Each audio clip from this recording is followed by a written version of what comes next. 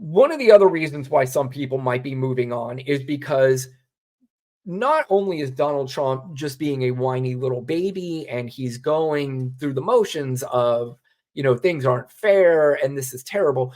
Donald Trump also may have made the worst decision in the history of politics with his vice presidential pick in J.D. Vance. Recently, he was going to show the people. He was going to go out and meet the people, and he was going to show them that he's just a regular guy.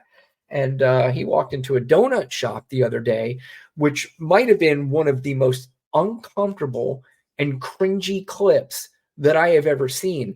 And I am going to put myself through watching this again, even though it's cringy and it's hard to watch. And even a guy like me, I do have emotions and I do feel sorry for people. Kind of still, I feel bad for him because he's just so, he makes Ron DeSantis look like DJ Cassidy, but this guy was, oof. The Zoom has come to town. Thank you for letting us come in here. Yes, sir. Yeah. I'm sorry, man. Okay, yeah. She doesn't want to be on film, guys, so just cut her out of anything. Appreciate that, man. I'm J.D. Vance. I'm running for vice president. Good to see you. Okay. Cool. How long have you worked here? I've been here since the beginning of July Okay. of this year. Okay, good. How about you, sir?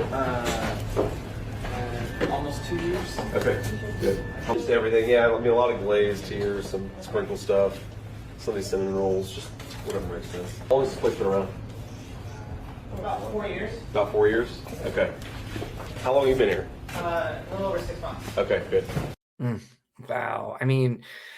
That had the vibes of a dude on a first date who was excited that he landed the date, was able to sit down with this woman, and then froze, had absolutely no idea what to say, didn't know how to look cool, didn't know how to just take in the moment.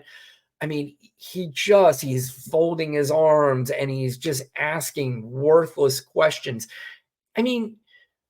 You would think that the team would have, probably vetted this place first and walked in and said, hey, the guy who's running for vice president of the United States will be in here. Are you familiar with him? Are you voting for him? Anything. They just let him go in there. And you know what? Maybe kudos. You're just saying, listen, we're going to try to earn somebody's vote. So we're just going to walk in. We're not going to set this up. Fine. Great. You know what? I give you kudos. If that was the actual plan, more power to you. I think that that's great. I think that you're going to say, look, let's just walk in. Maybe they're not voting for me, but let's convince them to vote for us. And this is why they should.